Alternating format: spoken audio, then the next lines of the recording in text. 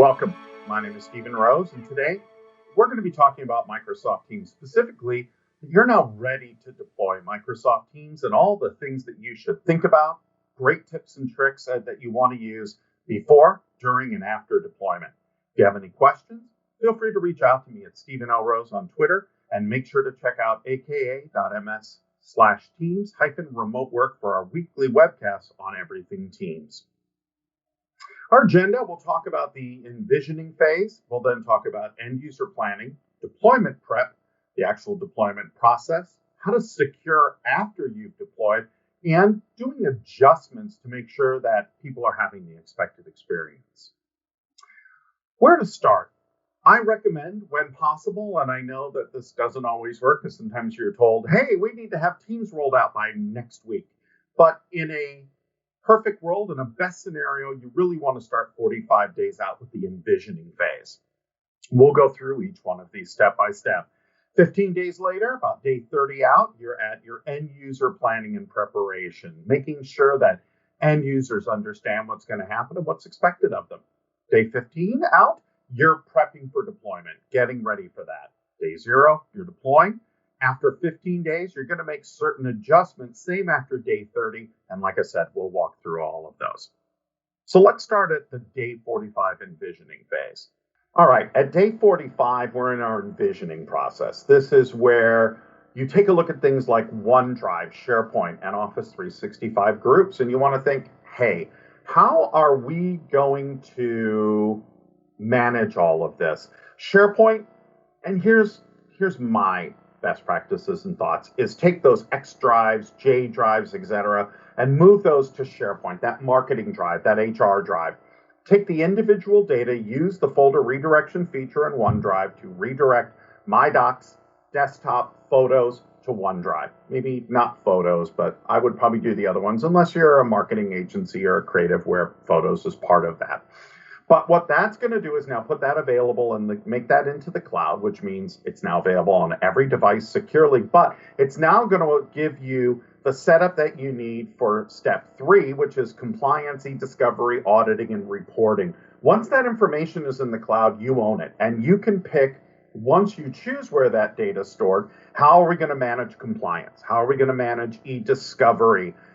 What sort of auditing do we want to do? What do we want to not allow to be shared? That's where DLP and Azure Information Protection kick in. That's where you say any docs that contain these words cannot be shared outside the company, which you can do once those documents are in the cloud. So it's so important that you move that into there because it gives you so much more control. The future is not about locking down the device. It's about locking down the data. And the first steps are to move that to OneDrive and to SharePoint. And remember, SharePoint is the back end for Teams. So it's really important that you have that locked down. You've really thought that out. You've moved to SharePoint Online and that you leverage OneDrive. Can you use Box and Dropbox? Sure. But it doesn't always give you that control over the compliancy and auditing and reporting that you're looking for built into Microsoft 365 services.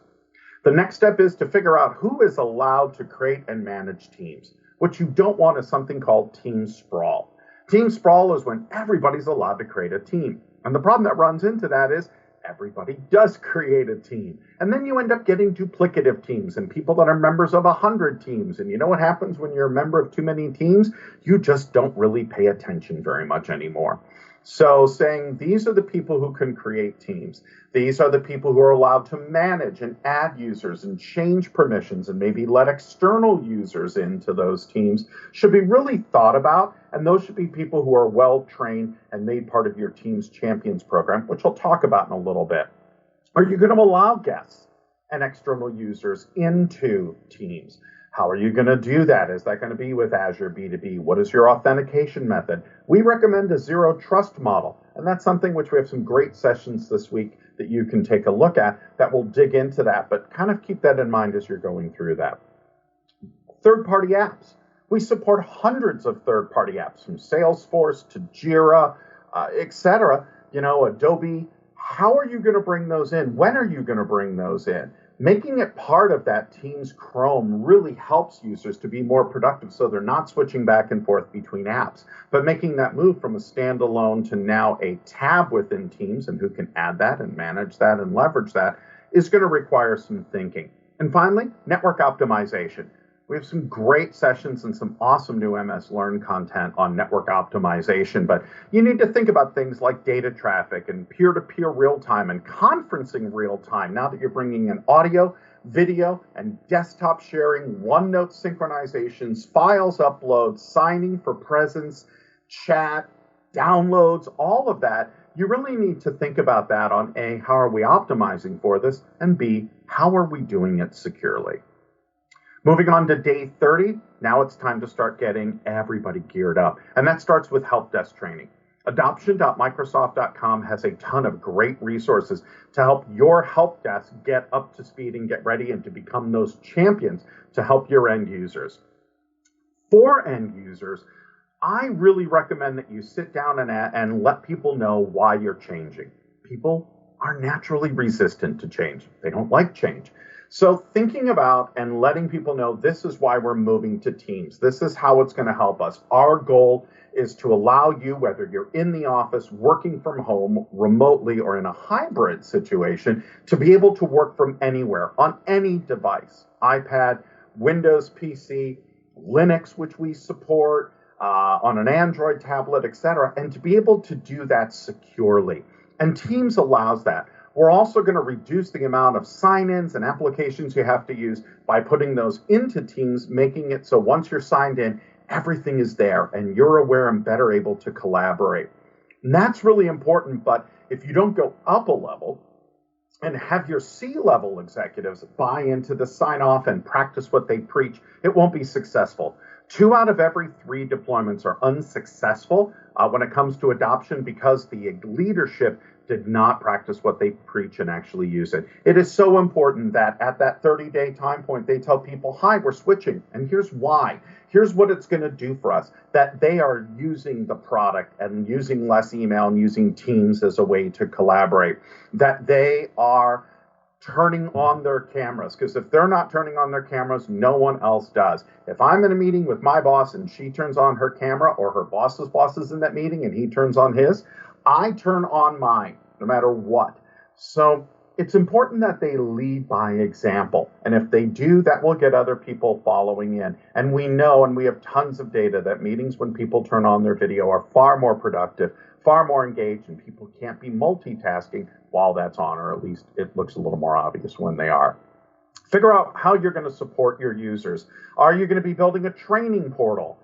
Which we have templates for, adoption.microsoft.com. Again, we have templates that you can create these SharePoint training portals that you can track people, who's going to be run through the program first, who's not. How do they get a hold of help desk? How do they put in a ticket? How do they get their peers to help? And set what those end user expectations are. Also, Microsoft Teams, even though they have shuttered their physical locations, still offer training both for help desk and end users that you could take advantage of for free. And our Fast Track service can do help desk and IT administrative training also for free as part of many of your packages. Champions Program. I could spend a whole session talking about the Champions Program, but that's when you create your super users. We recommend that you take a look at the different departments, sales, marketing, etc., which ones are going to be most open to change and are generally the first to want to try new things.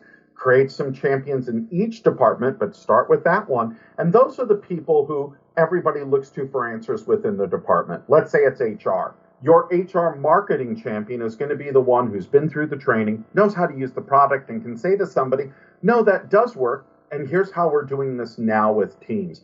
And the end user will respect that person because they are doing the job. They understand what's needed and can't say, I can't do my job anymore. I want the old way to be able to do it.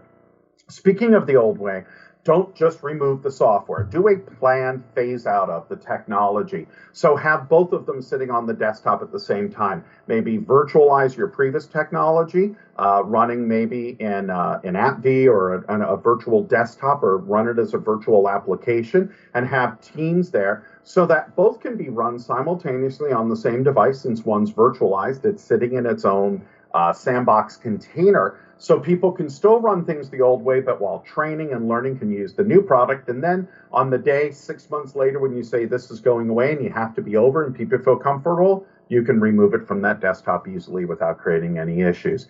And finally, reporting on usage. We'll talk about a bunch of tools later, but taking a look at usage and how people are using it and where things are moving up and letting people know, hey, we're now at 82% of all people are now using Teams for chat. If you're not, why not?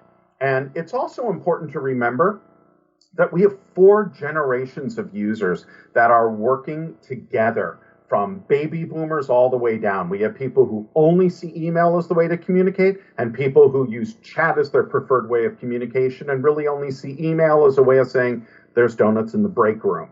So think about that and who you're trying to connect with and what's going to be the best way to do that, and explain to people that if you want someone who is older and in senior leadership to listen, then email is still going to be a great way. And if you ping them on Teams, they may not, for the first few months of Teams, be aware of that. While on the other end, if you're trying to work with someone who's a software developer or an engineer and you want to get through to them quickly, if you catch them in Teams messaging, you're going to hit them and you're going to get that problem solved much faster than doing email that they may only check once or twice a day.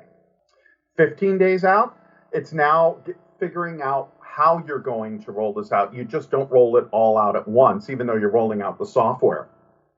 Generally, we recommend it for phase 1 that you do Teams chat, Teams channels, and you migrate and move over the OneDrive and SharePoint content. Phase 2 is scaling up Teams video conferencing, implementing Teams room systems, and introducing Teams calling. And then finally, at phase 3, it's enabling teams across the whole organization rather than just your champions or a specific group of users who can benefit from it the most or maybe the most forward thinking. Bringing in things like Power Platform, your Power BI, your Flow and things along that line, and third-party apps. And then finally, Teams reporting and troubleshooting.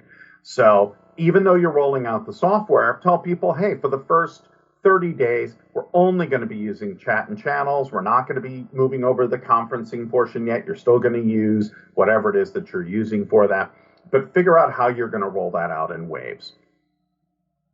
You're now at deploy.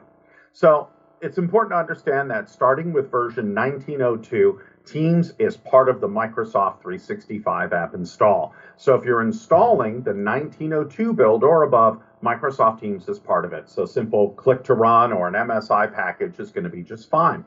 Can you deploy via group policy using an MSI package? Absolutely. And it's super simple. But I do recommend, if you're relatively new to Office 2019, if you're now, upgrading from an older on-prem to cloud, take a look at the Office Deployment Toolkit, the ODT.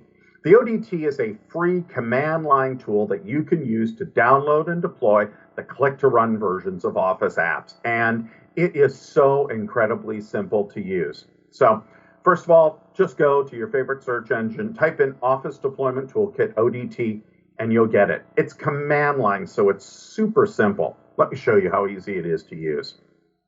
The great thing is once you download it, you'll actually get sample scripts that you can use for Pro Plus, for Enterprise, 32-bit, 64-bit, etc., that you can literally just copy, paste, and customize. So here is one where we're saying add the perpetual volume license for the 64-bit Office Client Edition. Then, obviously, we're going to be using for this one Pro Plus 2019 volume license. And ENUS, this is your language pack. You can, of course, add other language packs. The channel semi-annual I'll talk about on the next slide, but you can pick which ring you're using for deployment. Again, Teams Pro Retail, if you are going to be using Retail ENUS, so I put both of these in here, you can pick and choose. So Teams Pro Retail is just for installing Teams from Pro Plus. You can pick individual, or you could just choose to install Teams. You're also accepting the EULA and the auto activate here. Now, some of the secondary terms that you can use is you can pick between 64 and 32. I talked about channels. You can have beta channel, current preview, current, monthly enterprise, semi-annual preview, or semi-annual channels. And of course, you can install all of O365 Pro Plus or just specific apps by using the ID codes that you see here. We've kept it as simple as possible. I encourage you just to try this on your own machine, uninstall Office, run that. You can also put in a share where the Office package sits, the click to run package, and you can run it from there or directly from cloud. There's a variety of different ways to use it. The ODT tool has some great instructions on the Microsoft.docs.com site, so I encourage you to check that out as well. But it's so easy, you're going to kick yourself for spending any more time using an MSI GUI installer. It's now time to lock down your team's environment. So for this, we're going to take a moment and we're going to go to our demo environment. All right, let's take a look at our Teams Admin Center. Now, I am going to show you a great tip or trick that makes working with the Admin Center easier. You'll see that down here, I have this cool Admin Center icon, and you're saying, wait a minute, Stephen, how did you get that? This isn't a separate app. Well, we have a great feature in Microsoft Edge that you should be aware of. You can go to any site, like here I am at bing.com, and I can go to apps, and I can say, install this site as an app. Go ahead and do it, name it, and then when you hit install, what it will do is it does this really, really cool thing where it basically creates a new app and icon.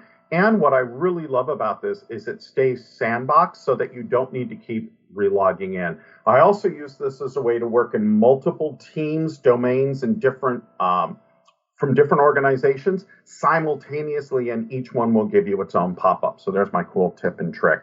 So let's go through a few of these kind of key areas as you take a look at. We, of course, have managing teams and teams channels. This is what you really, really want to take some time and think about on what am I going to pre-populate as those groups. And again, I recommend that you take a look at your OUs, both for security and users, on how to best set up these different groups. So you can choose add, you go in, you add a name, a description, who is going to be the owner, and if it's a private or public group. It's pretty straightforward as you do it.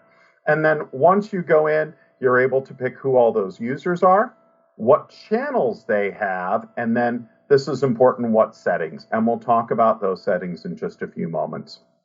Teams policies, super important as you take a look as they can on how you are going to control what settings and features are available to users. So for example, we have our global org-wide default as our basis, allowing people to create private channels. But if you want to change that, you can name, you can go through, and you can build that out.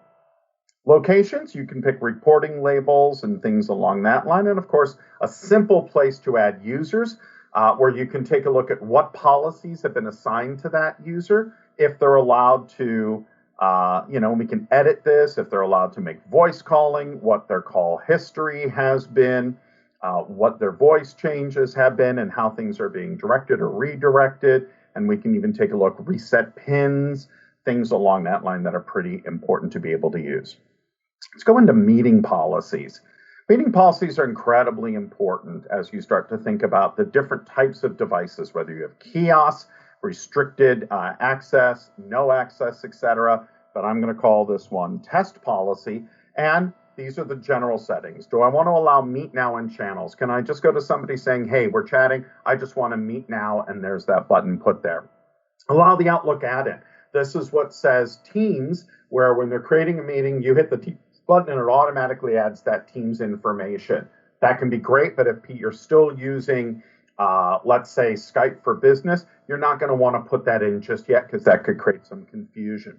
Allow channel meeting schedules and allow scheduling of private meetings. Transcription. I'm going to turn this on, but you can choose to allow or not allow transcription. That is, of course, if that video is being uploaded to Microsoft Stream, that you'll get a transcription of that, and allowed cloud recording. If you don't want people to be able to record meetings, that's going to become key. You can also choose the mode for IP audio and video, allowing video. Some companies say we don't want to do video because it's just too hard, and NDI streaming. This is a relatively new feature. You can also choose your average bit rate. When somebody shares, can you make the default where they're just sharing an application or the entire screen? This is a good one sometimes to just say single application if people are not familiar with screen sharing. Allow participants to give a request control. This is especially good if you have if you have classrooms, you only want the teachers to do it. You don't want students to ask for control, but you can always, as a leader, give control to somebody else without them asking for it.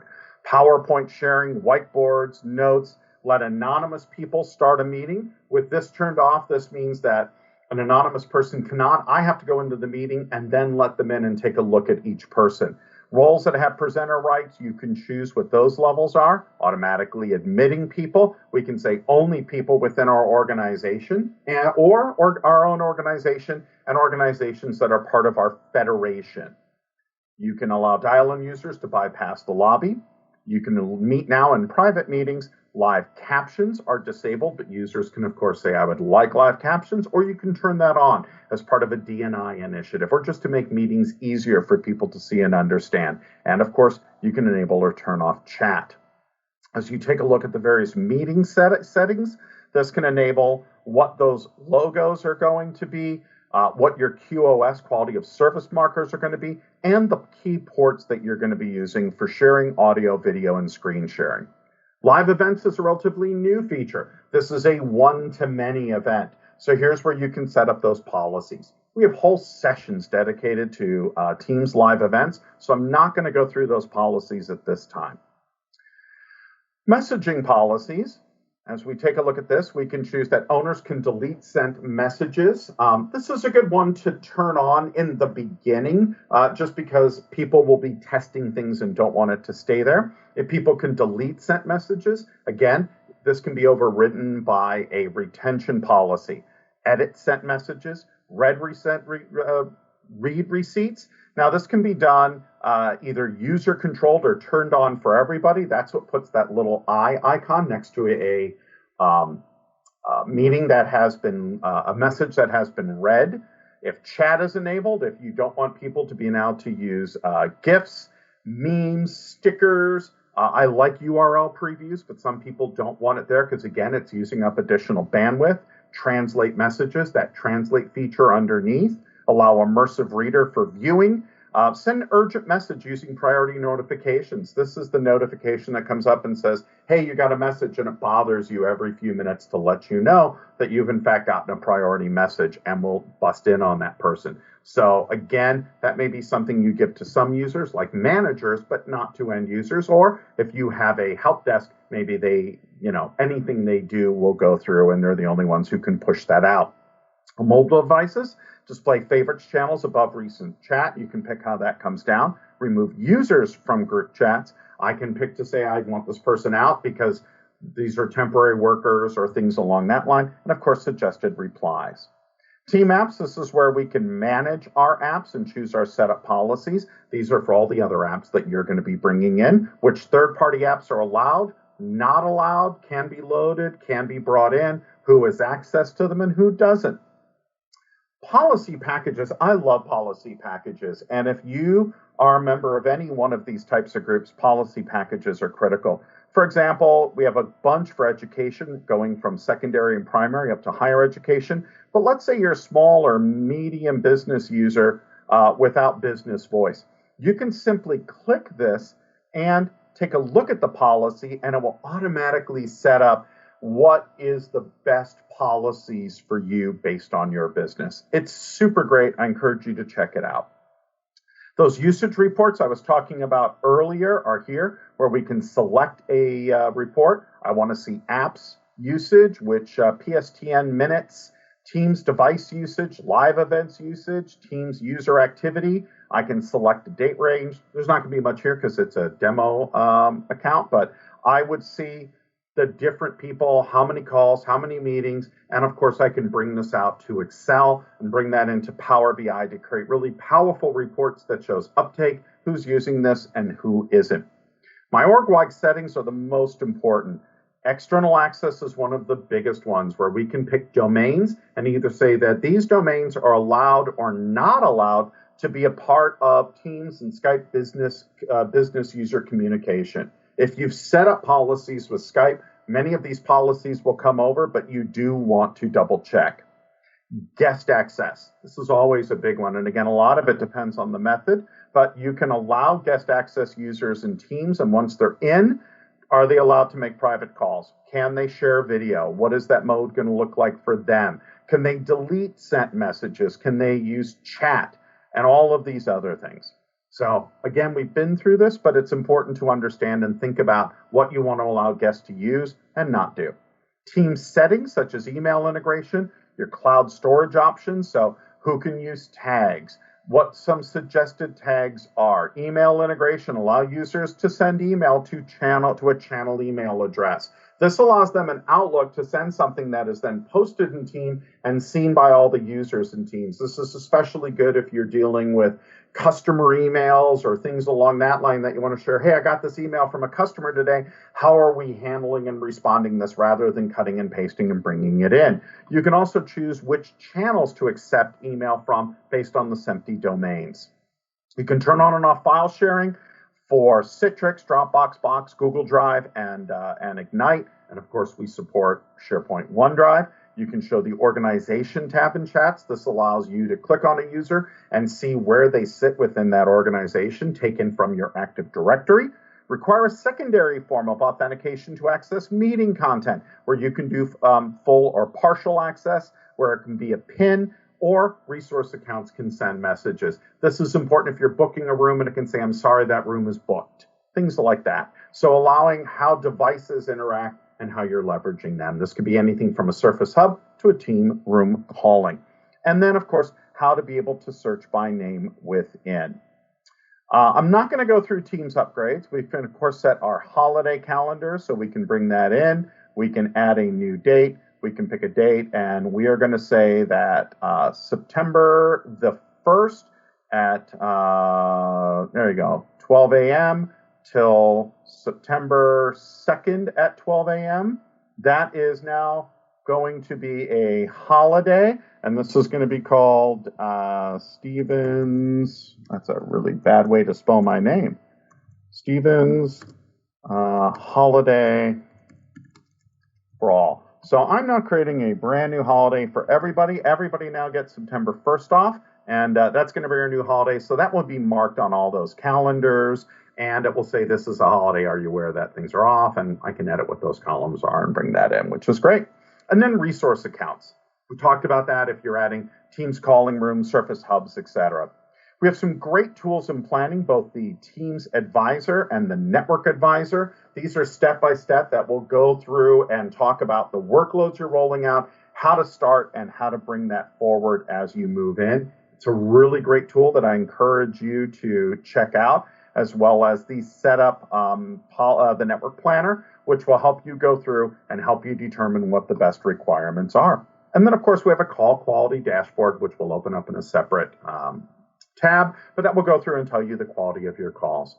This is an overview of some of the latest features that are now available to you. There are some new features that we're releasing at Ignite and talking about, so we encourage you to check out the What's New in Teams session, and especially the 2 What's New in Security sessions after the main keynote this morning.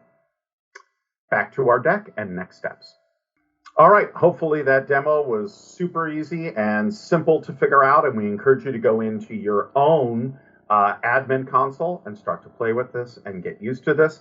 We have a lot of sessions this week that will dig deeper into the new security policies that we're announcing at Ignite this year, plus other great tips and tricks that we're using. Now that you're at day 15 and 30, it's time to adjust. There are 3 tools that I really recommend that are going to help you to understand if people are, in fact, using the product, adopting it, etc. The first is something called Microsoft Productivity Score. This is a free tool that you can use, and as you walk through it, it will tell you who's using Teams, how are they using it. It's not going to break it down to individuals, but it will look by groups, sales, marketing, or however you've set up your OUs and security groups, how often they're on, how many calls they're making, different types of chats. So this is a great way to see if that's moving forward. You can also, of course, bring that data and look at Microsoft 365 usage analytics that digs in much deeper on things like bandwidth, talk time, resources, policies, and my personal favorite, My Analytics and Workplace Analytics. Workplace Analytics, which is not part of the Office 365 E3 or E5 license. It is a separate product, while My Analytics is free and available to everybody. That's that cool email that you get that tells you how many free hours you had for focus and for working. But it will go through and tell you how long is the average meeting and who is forcing people to work after hours or on weekends. So leveraging these tools are really going to help you to understand what's working, what isn't, what you need to adjust and what you need to change post-deployment. Again, we have some great classes this week that will dive into those. Hopefully this walkthrough has really helped you to better understand the different phases and important things that you want to think about when you're deploying Microsoft Teams. These other sessions that I've talked about that are going to dig deeper into the 300-400 levels of this content are available at aka.ms/virtual hub. That's where you'll find all of the Ignite sessions, including the ones that were not in the main catalog, plus additional learning tracks, interactive guides, and learning paths provided by Microsoft Learn and provided by our Docs community. So we encourage you to go check that out, and that becomes available on September 22nd. So I want to thank you for your time today. I appreciate it. Once again, if you have any questions, feel free to reach out to me at Stephen L. Rose on Twitter, and make sure to check out our weekly Teams webcast where we deep dive into all of these topics at aka.ms/Teams-remote work. Thank you for listening and have a great Ignite.